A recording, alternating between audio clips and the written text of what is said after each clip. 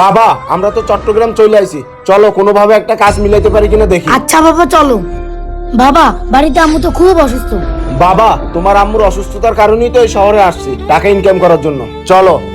Hello, তাড়াতাড়ি গাড়ি পাঠাও, আমার মালগুলো সব নিতে হবে। বাবা হ্যাঁ হ্যাঁ। জলদি গাড়ি পাঠাও। সাহেব আমরা গ্রাম থেকে আইছি, আমাদেরকে একটা কাজ মিলিয়ে দেওয়া যাবে? তোমরা গ্রাম থেকে আসছো, কাজ করবা? তোমাদের ভোটার আইডি কার্ড আছে? না না সাহেব, আমরা তো আইডি কার্ড কিছু নিয়ে আসি নাই। আরে তোমাদের আইডি কার্ড নাই, তোমরা চোর হয়ে যেতে পারো। না না সাহেব, আমরা চোর না, আমাদেরকে একটা কাজ যেভাবে হোক দেন না সাহেব। হ্যাঁ আচ্ছা ঠিক আছে, তোমরা আমার ওখানে কিছু পাথর আছে, ওই জায়গাটা পরিষ্কার করে দাও। ঠিক আছে সাহেব।